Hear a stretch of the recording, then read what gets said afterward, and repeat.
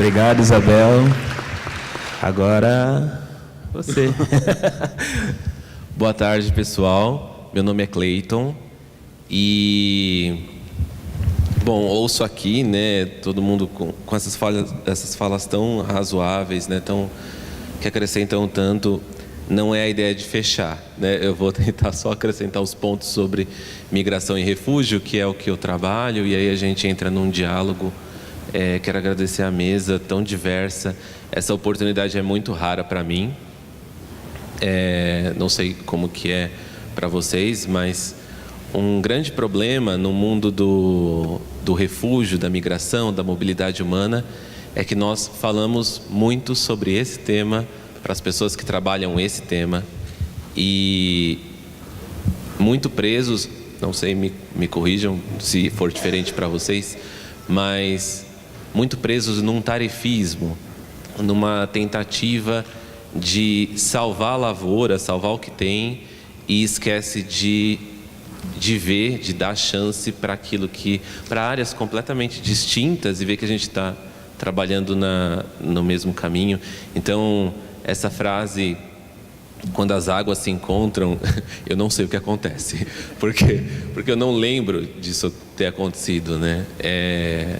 E talvez esse seja um momento novo, assustador um pouco, mas que é necessário que a gente se reúna, né? Como eu disse, meu nome é Cleiton, eu sou coordenador do Centro de Referência para Refugiados da Caritas Arquidiocesana de São Paulo. A Caritas, para quem não conhece, é um organismo internacional que tem mais ou menos a estrutura federalizada, uma estrutura semelhante à Cruz Vermelha, e varia nos seus espaços, uma Caritas nacional, uma Caritas brasileira e outras pelas dioceses, pelas regiões onde a Igreja Católica define sua área de atuação. Então, na Arquidiocese de São Paulo, a gente tem a Caritas Arquidiocesana.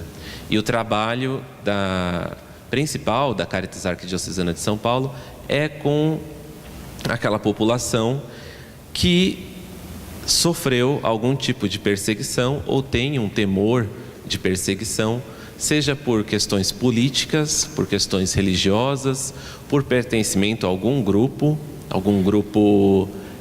minoritário, vamos dizer assim, um grupo que não tem lugar de fala em seu país e que é perseguido, ou ainda por uma grave e generalizada violação de direitos humanos. Essa população, normalmente, ela se desloca internamente antes de partir para uma aventura de largar tudo e buscar um outro país com uma cultura diferente, com um idioma diferente, religiões diferentes, e que provavelmente não vai integrá-lo decentemente. Então, mesmo com a melhor das legislações. Então, uma das nossas tarefas é tentar, nas palavras do Papa Francisco, que tem sido, pelo menos para a Igreja Católica, uma voz de razoabilidade, né? Nesse meio de populismo, né? Nas palavras do Papa Francisco, buscar acolher, proteger, promover e integrar aquela pessoa que sofreu esse tipo de perseguição.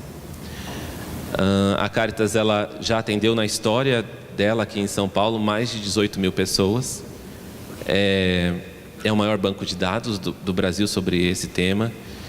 E a gente vem trabalhando com vários parceiros para tentar melhor acolher, melhor integrar, melhor proteger, melhor promover o refugiado.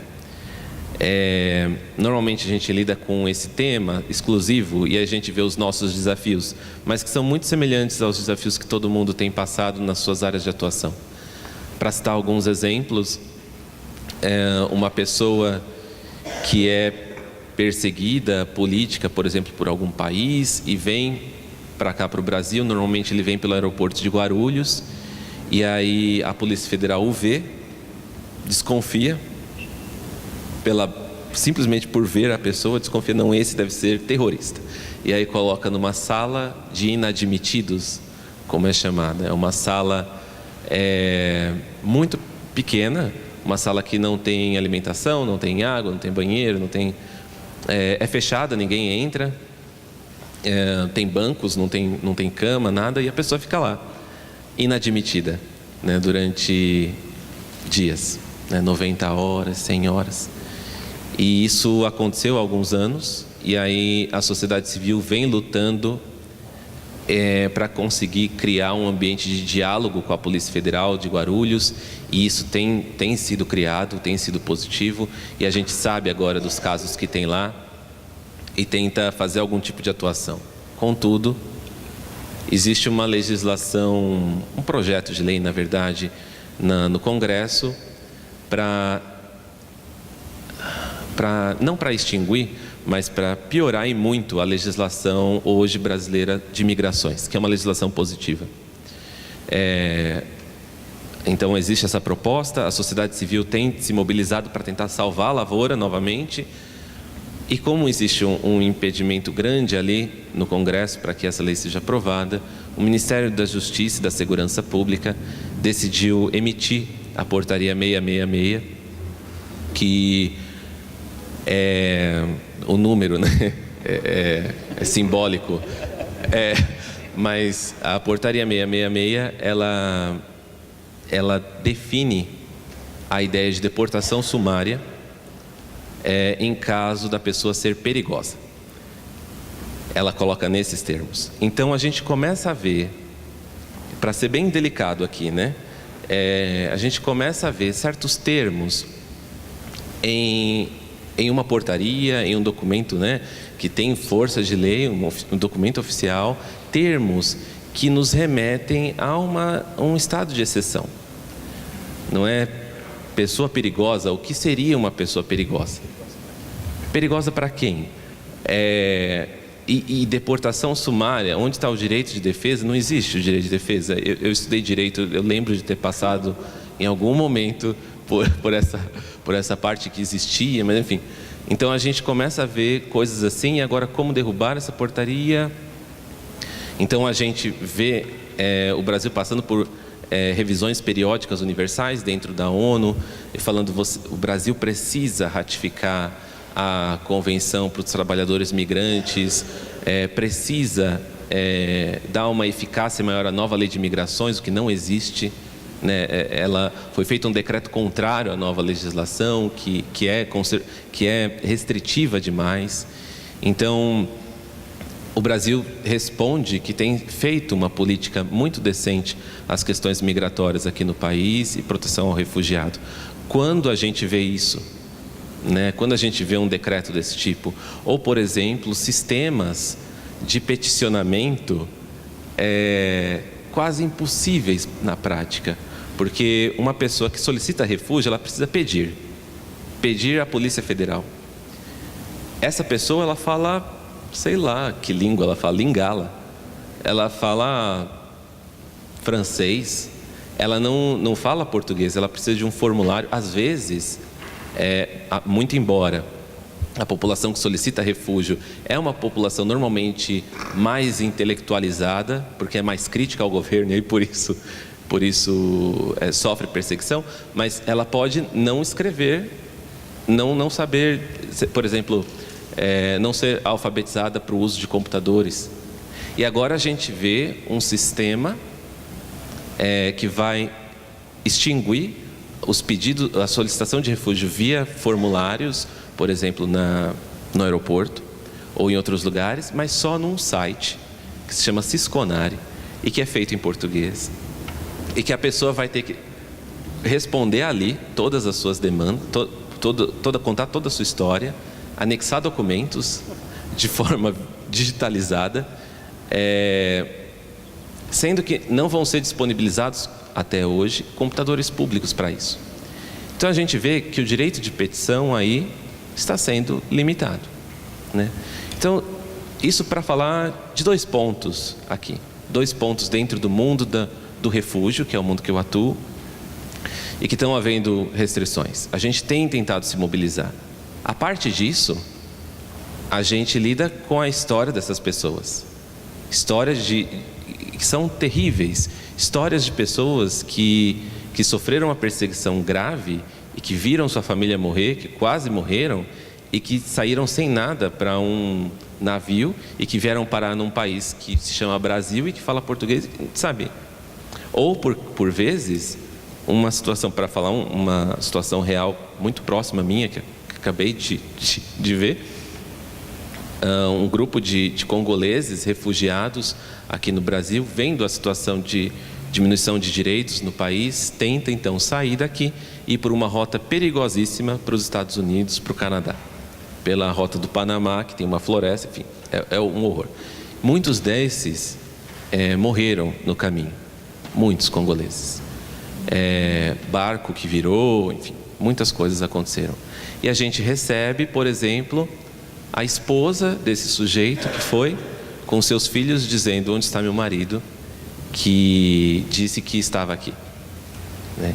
Então, atendemos 100 pessoas por dia com histórias semelhantes. Então, nós temos que lidar com uma população que procura da gente, que acredita na gente por ser uma instituição, não digo referência, por ser uma instituição referência no assunto. Também somos demandados por poucas instituições parceiras que temos, e existe uma pressão por parte do Estado por esse recrudescimento, né? Vamos pôr assim. Então eu venho aqui por angústias, né? Não venho trazer nada de novo. Venho por avisar que também no mundo da migração e do refúgio a coisa não está nada bem, e a minha preocupação especial, e que vem há meses, né? Se bobear desde a eleição, um pouco antes, e a saúde mental dessa população que trabalha, desses trabalhadores que lidam com as questões de direitos humanos e que tentam defender, salvar a lavoura, para que no fim desse mandato, espero, né, que em breve ainda tenha, por exemplo, o SUS, né, para tentar salvar o que resta. Então, a saúde mental dos trabalhadores que lidam com isso, nossa, e de tantos outros que estão conosco, a boa e velha frase de cuidar de quem cuida, né? Como que a gente está lidando com esse assunto? Quando as águas se encontram, né? O que a gente traz aí? A gente só vem falar sobre as nossas angústias, como um canal como aquela tela antiga de TV que dividia as cores em linhas, e aqui é o meu setor, aqui é o setor dele, ou será que a gente pode tentar achar coisas ou angústias ou soluções em comum para essa situação? Então eu queria, é uma coisa que me incomoda e que por isso eu trago a questão da saúde mental da população que trabalha com direitos humanos. Trabalhei em Roraima recentemente. Muitos de vocês devem saber o fluxo migratório venezuelano que acontece no norte do país, né, em Roraima.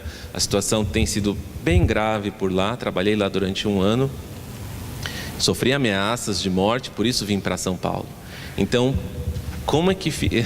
É muito egoísta da minha parte, né? Como que fica a minha cabeça? Mas assim, muitos de nós passamos por coisas assim, enquanto outros que desfrutam desses direitos estão tentando sobreviver no dia a dia, da sua rotina, né, no seu trabalho das 8 às 5, mais 3 horas de transporte público, e não tem chance de discutir isso, não tem espaço, quer dormir, precisa dormir.